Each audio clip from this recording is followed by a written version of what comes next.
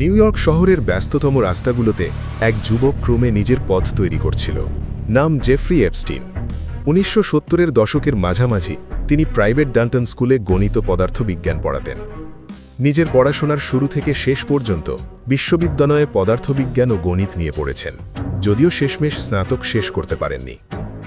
এক শিক্ষার্থীর বাবা তার প্রতি এতটাই মুগ্ধ ছিলেন যে তিনি ওয়াল স্ট্রিটের বিখ্যাত বিনিয়োগ ব্যাংক বিয়ার স্টিয়ান্সের এক জ্যেষ্ঠ অংশীদারের সঙ্গে এপস্টিনের পরিচয় করিয়ে দেন। ৪ বছরের মধ্যেই জেফ্রি সেই ব্যাংকের অংশীদার হয়ে যান। ১৯৮২ সালে তিনি প্রতিষ্ঠা করেন নিজের প্রতিষ্ঠান জে এপস্টিন অ্যান্ড কো, যা এমন গ্রাহকদের সম্পদ পরিচালনা করত যার পরিমাণ $১০০ কোটি বেশি। কম সময়ে কোম্পানি সাফল্যের চূড়ান্ত শিখরে পৌঁছায়, আর এপস্টিন নিজেও ধনী, প্রভাবশালী ও সামাজিকভাবে গুরুত্বপূর্ণ ব্যক্তি হিসেবে নিজেকে প্রতিষ্ঠিত করেন।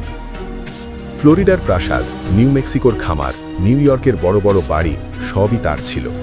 তারকা, শিল্পী, রাজনীতিবিদ সকলের সঙ্গে তিনি সামাজিকভাবে মিশতেন।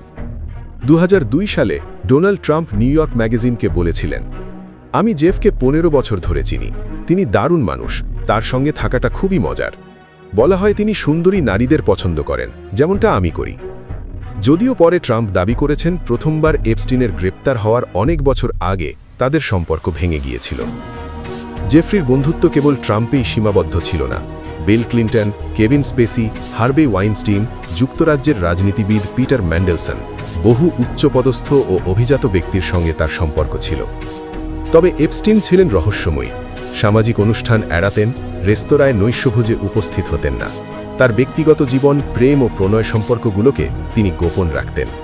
মিস সুইডেন বিজয়ী ইভা অ্যান্ডারসন ডুবিন এবং গিলেন ম্যাক্সওয়েল তার ব্যক্তিগত সম্পর্কের অংশ ছিলেন, কিন্তু তিনি কখনো বিয়ে করেননি।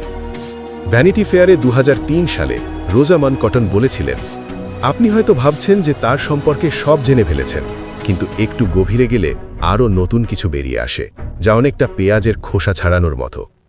এখানেই এপস্টিনের গল্প রহস্য ও উত্থান দিয়ে শুরু হয়, কিন্তু এই উত্থানের সঙ্গে জড়িত আছে ছায়া, যা পরবর্তী পর্বে প্রকাশিত হবে।